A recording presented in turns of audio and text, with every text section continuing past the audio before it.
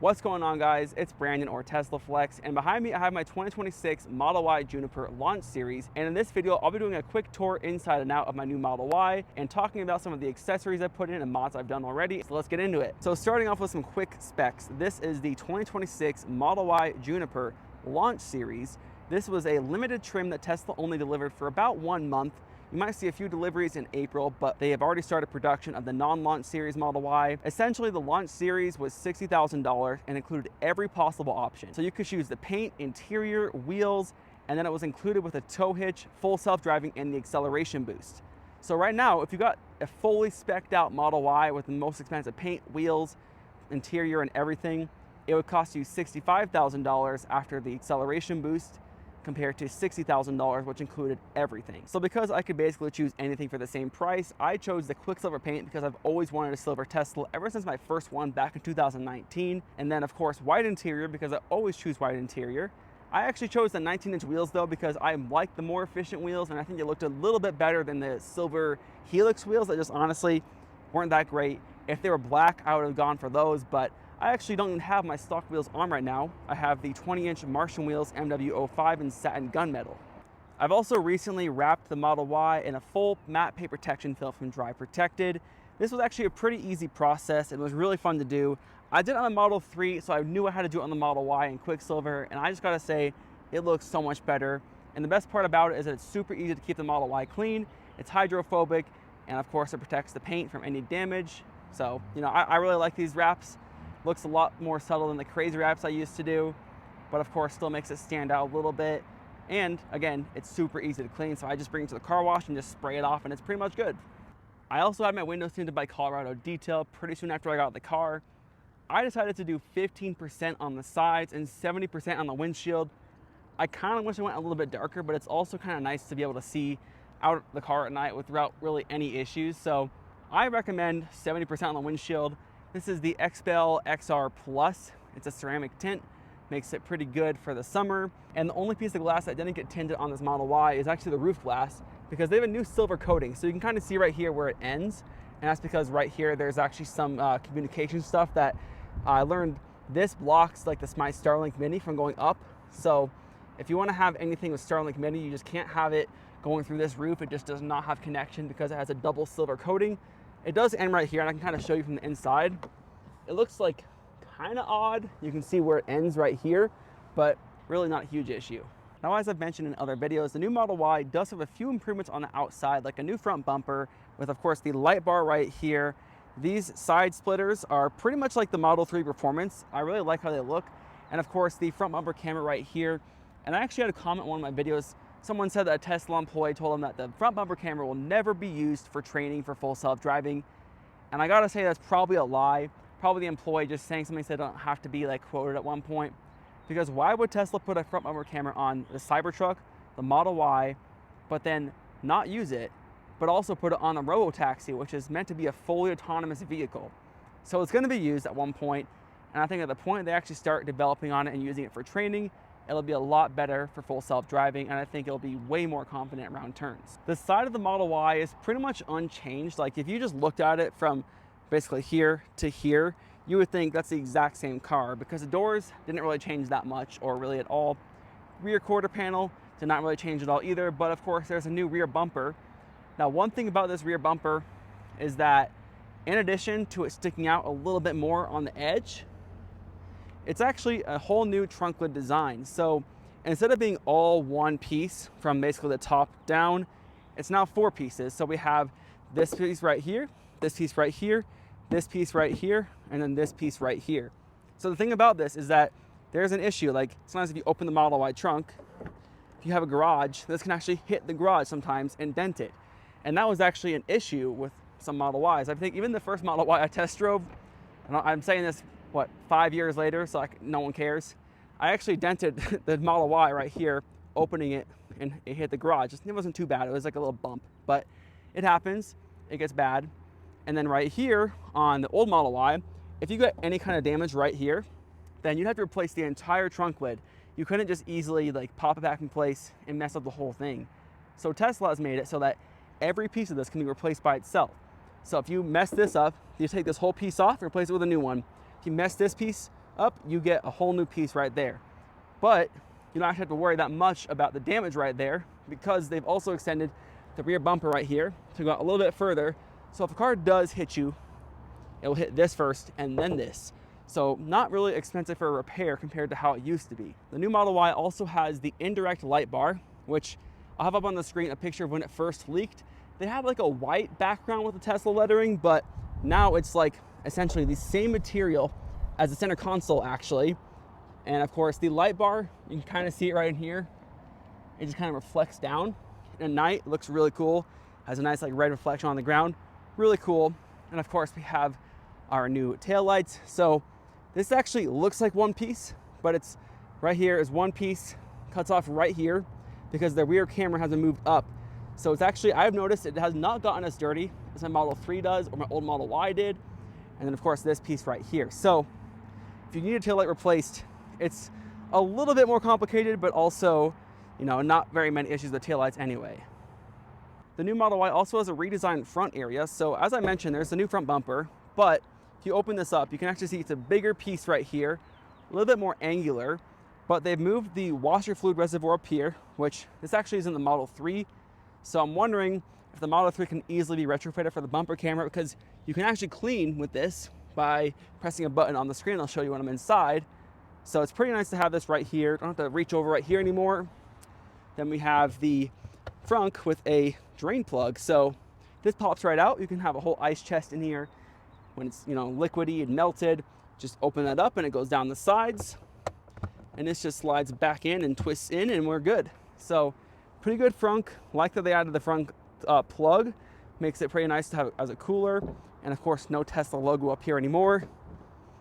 But outside, I think this is just such a massive improvement over the previous Model Y. I mean, the last Model Y was essentially just a really big Model 3. In 2020, they didn't have very many resources, so they basically just got the Model Y, or the Model 3, and made it a bit bigger, a bit taller, and it sold really well. And Tesla knew they had to up their game, so I'm actually gonna hop into the interior to show you what they changed on the inside. Now, hopping inside the new Model Y, we have a launch series animation. So this is exclusive to the launch series Model Y. Regular Model Y won't have this. We have all new door panels. So I got white interior, which means I have the white material right here and then the light gray right here. If you get black interior, it's actually the micro suede and then it's like a darker piece of gray. And so this is interesting. So my Model Y was supposed to come with a dash piece that looks like this. But because it was built so early out of Giga Texas, they didn't have that part. So this was actually exclusive to the launch series black interior, but they didn't have it, so I got this in my white interior. And honestly, I think I like it a lot more than I would have liked that little gray piece. And I was actually kind of like dreading that before when I ordered the car. I was like, oh, it's gonna look so ugly. So I was planning to spend $550 to get the carbon fiber one from the Tesla parts list, but thankfully I don't have to because I got this instead, and I think it just looks so much better. Now, the Model Y has a stock, and I was kind of against it at first. To be honest, like I was a stock hater. I didn't think it was necessary, but honestly, the Model Y is a pretty big car compared to the Model 3, so it's kind of nice to have the stock. The thing about the stock is that it only goes down or up one click. That's it. You can't go forward or backwards. It's all right there because the rest of this is on the steering wheel. So I'll pop a picture of the Model 3 steering wheel and the Model Y steering wheel up on the screen right here or right next to it. So Model Y steering wheel, instead of turn signals on the left side, it's now the windshield wipers and the high beams. Whereas in the Model 3, the wipers were on the other side and the high beam button was actually pushed over to right here, which made it a bit more complicated to reach when you're driving compared to this. And on the right side, we have the camera button. So this was still on the right side in the Model 3. However, it was more inward, so it was a little bit harder to reach while you're driving. Whereas now you can have your hand lower on here and still be able to press this just fine. And of course, the speech button or the voice control button has not changed at all. And yes, like the refreshed Model 3 Cybertruck, and now pretty much every Tesla has the center horn back, so no worries about having to press a button for the horn. That's here.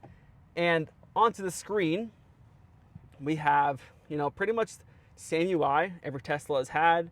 This looks a little bit different. Kind of like the Cybertruck, you can see it shows like that this is illuminating from the front light bar, but the headlights are actually right here. So I think I missed it on the outside, but this is a light bar. The turn signals are on the sides right here, like there, in that little slit. And the headlights are right there. So, you know, a little bit different than other Model Ys. Hopping into the settings, there are actually a few changes that I noticed. So this pretty much is the exact same on the control screen. Dynamics is where it's a little bit different. So because I have the acceleration boost, my options for acceleration are chill and sport. But if you have the regular long range all-wheel drive Model Y, it will be chill and standard. Now they've actually added brake-by-wire, which I'm not like 100% sure how it works entirely, but with that new brake-by-wire, you get a new deceleration option. So you can either have reduced or standard. So when you have reduced on, it will actually let you press the brake, and it kind of mimics the actual friction braking, but it's using regen if you have the reduced setting on. I always recommend the standard setting. Of course, if you're used to a gas car and it's their first time owning a Tesla, I probably choose the reduced, but standard works pretty well and you get used to it really quickly. You just, one pedal driving is just such a nice thing to have, and once you get used to it, you don't want to go back. It looks like they've also upgraded the traction control mode setting a little bit. So they used to have this right here, but they had it as, you would say it would be off, slippery surface, or off-road assist. And now you can actually have it set to auto, so it will just choose between whichever. So if it actually senses that I need it, it will use it. The steering wheel is pretty much the exact same. The charging screen is also pretty much the exact same. Autopilot is the exact same as well. If you have full self-driving and you're not subscribed, it will just pop up like this. Tells you if you have any strikes. I don't have any of those on this car. And of course, you can just choose your different settings in here. We have actually smart summon. All these settings, they're pretty much the same as any other Tesla. We have the locks in here. So one thing about the Model Y is that it has the hands-free trunk now. This actually requires the ultra-wide band. So you need an iPhone 12 or later, or an Android. I'm not even sure what kind of Android, but I know it's available on Android now. So it's pretty easy to use. I can actually just hop outside the Model Y real quick. And you basically just walk up to it with your phone in your pocket, stand behind it for a few seconds, and it'll actually start beeping at you like that and flashing, and then it will open that for you without having to touch it once. And then of course you can just press right here to close the trunk without any issues. Onto the light screen, it's pretty much like the Model 3 refresh, but we have adaptive headlights. So the adaptive headlights actually will selectively dim individual pixels on the high beams to reduce glare for other traffic and adjust headlights for curves. So you can actually see that on the screen right now. It's pretty noticeable. If you look, you can see how each pixel turns off as a car shows up or as a car leaves, it gets out of the view. It's really cool. I can't wait for Tesla to bring this to other models that have it, because pretty much every Tesla now has the Matrix headlights, so it's backwards compatible. They just have to enable it. So we also have the new accent lights in here. So I think they're actually a lot easier to see during the day compared to my Model 3. And that's because they've actually kind of embedded it right here instead of kind of jamming into a door pocket or into the door thing right here. And my Model 3 actually had a lot of issues. It still has those issues actually with cracking on the lights because it's like delaminating from the actual LED strip. But on here, like, I haven't noticed a single issue. I'll update later on if I do get issues, but I haven't really had any issues with it, which is pretty nice. So of course you can change your color of the accent lights by pressing right here on the screen, or you can just go around and choose a specific color like that and then click the plus button and save it for later. And if you want to actually delete it, you just press down on the color and a little X pops up. You just press the X and get rid of it.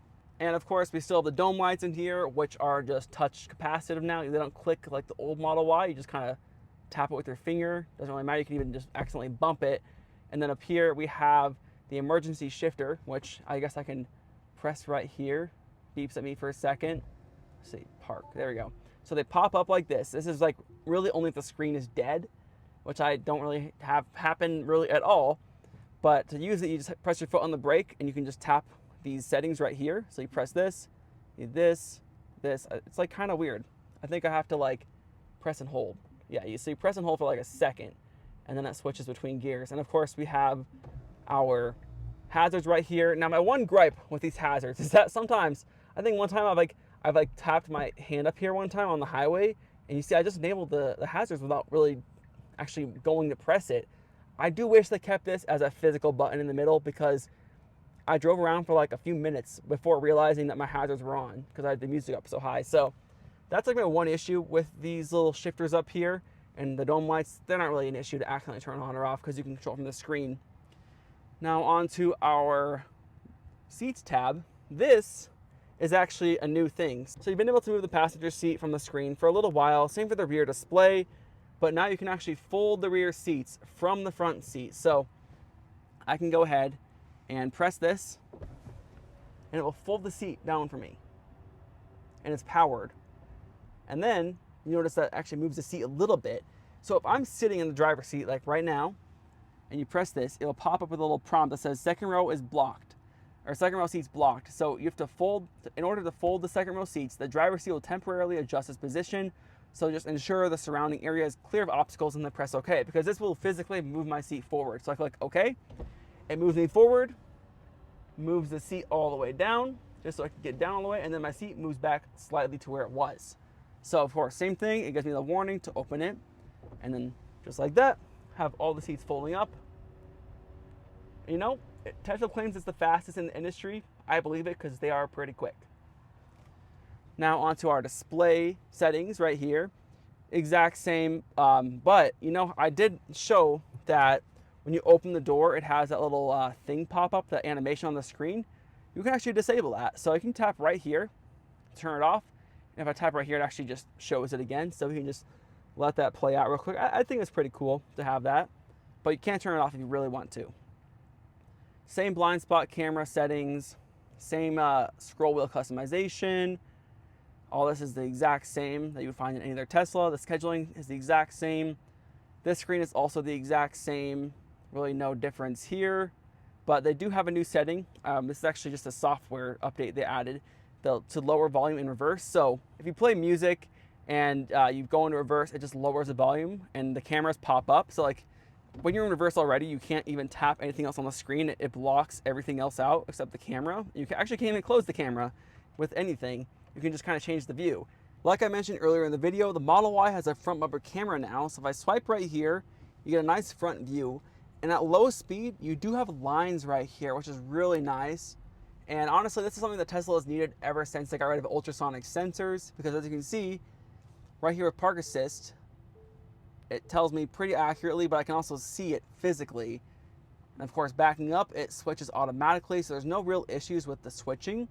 And you can also just like press right here on the camera button, and it switches between the two modes. So if I go into drive right here, we have this little washer button. So if the camera ever gets dirty, you just press this for a second and it cleans it off for you. And in case you're wondering, which I'm sure someone is wondering, you can hold this for 5 seconds continuously. Ready? But it won't like burn out. It will stop right there, and then maybe it's like 8 seconds, but it does not continuously go as long as you hold it. So they've kind of worked that out so that way you can't break the motor or something. So if you were curious, like 8 seconds, it lets you do that. So that's pretty much it with the front bumper camera. Let's go on to the rest of the video. So this just makes it a little bit easier to kind of be more aware of your surroundings. So you're not like blasting music, going reverse and like back up into someone. But you actually, it's a lot harder to do that because there's this new setting right here. Let me find it, the blind spot warning. So this took forever for Tesla to add, but essentially, and like it's just a software feature, but it's kind of new. It's somewhat new to the Model Y. Essentially, if you are in reverse and there's a car coming, it will kind of flash red on the sides, but now they've added a chime, so it will actually beep at you, kind of like other cars have been doing for a while. So it's nice they at least added that. Now here in service mode, we have same settings as before. The software screen, you can see I have 1,227 miles on this car, and you get this little badge if you get launch series right there. This includes the full self-driving package, the acceleration boost, and then I bought premium connectivity for a full year, and I'm up to date on my software right now.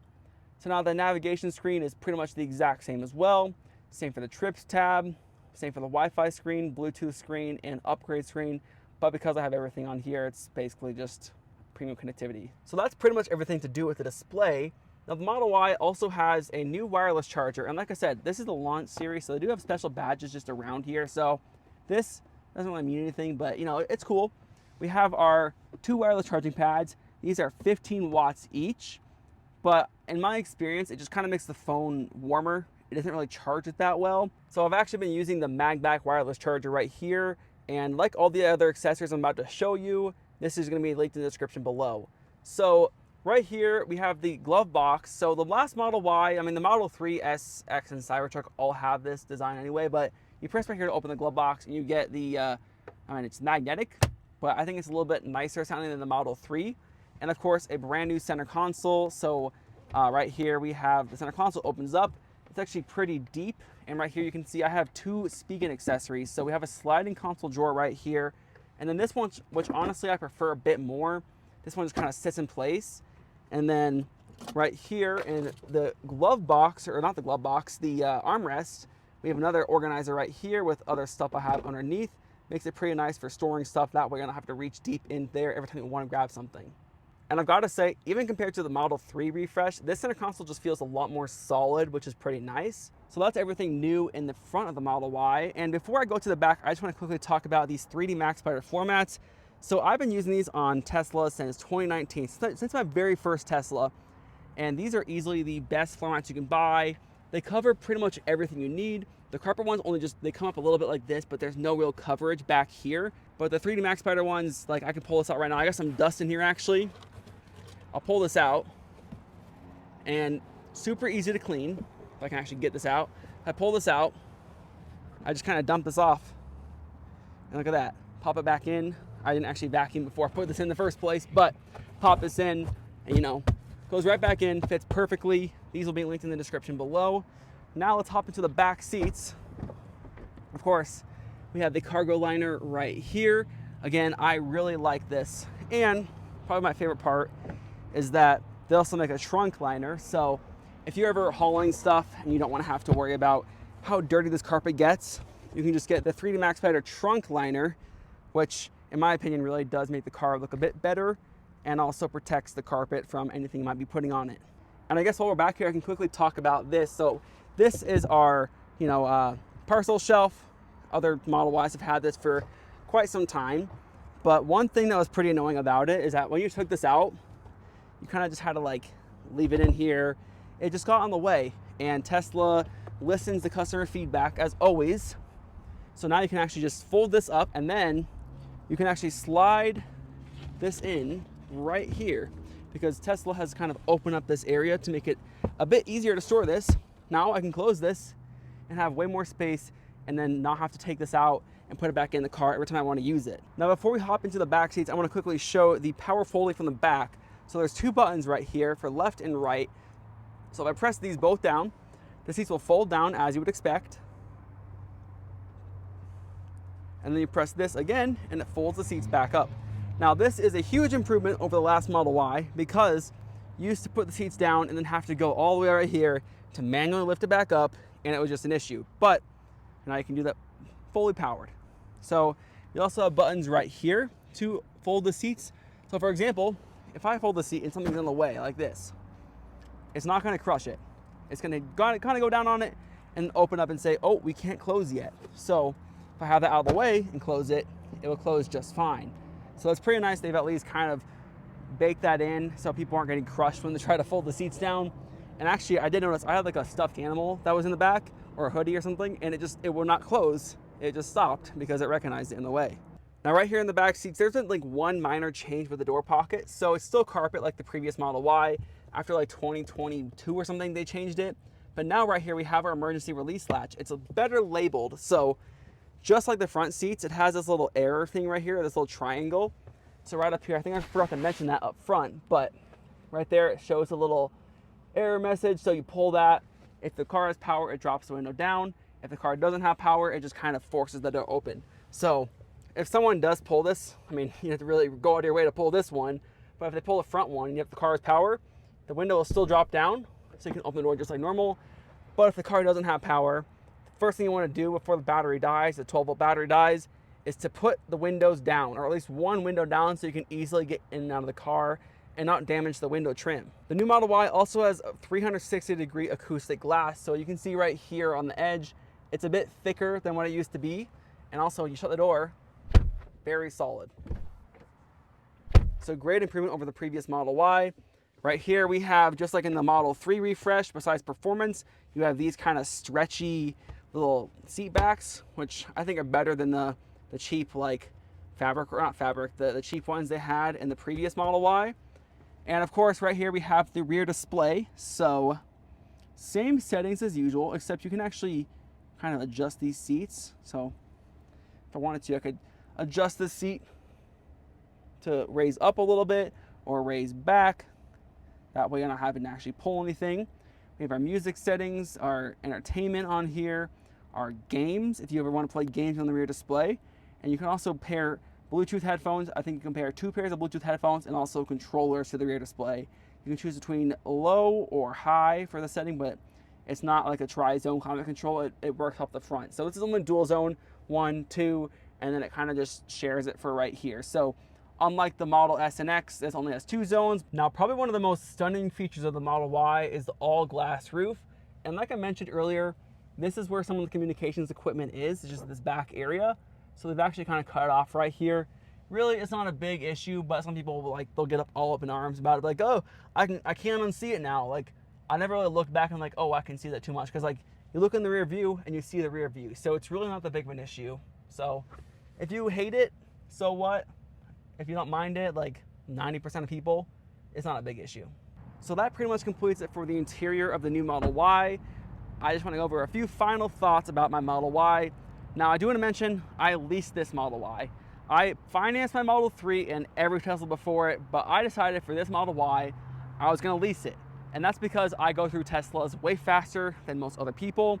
So my last Model Y, for example, I owned that for just about 18 months. So I have a 2-year lease on this, and if I want to get rid of it at 18 months, I can pay that extra amount to get rid of it. Or if I want to keep it for the full 2 years and buy out of the lease, I can do that as well. But I'd say overall, I'm really impressed with this Model Y. I can't wait to see how Tesla improves it even more with software updates and full self-driving updates. But yeah, I mean, if you guys have any questions about my Model Y, leave a comment below and I can make a short about it or talk about it in a future long-form video. And of course, guys, thank you so much for the support with this Model Y. I'm just so glad that Tesla has done a great job with their production ramp. Like, the Model 3 production ramp was rough. I mean, they announced it in the US in January, and deliveries didn't really start until March, and that was like only the standard range, and then the performance was super delayed too. It was just a mess. And this, I mean, they stopped the launch series after a month, and now they're already selling the regular version. So they're doing a pretty good job with ramping up production, so props to Tesla for that. All right, guys, that just about completes it for this video. Again, if you have any questions about my Model Y, comment below with your questions, and I'll reply to it with a short or a long-form video. If you enjoyed this video, hit that like button, subscribe if you haven't already. Thanks again, guys, for watching. I'll see you in the next one.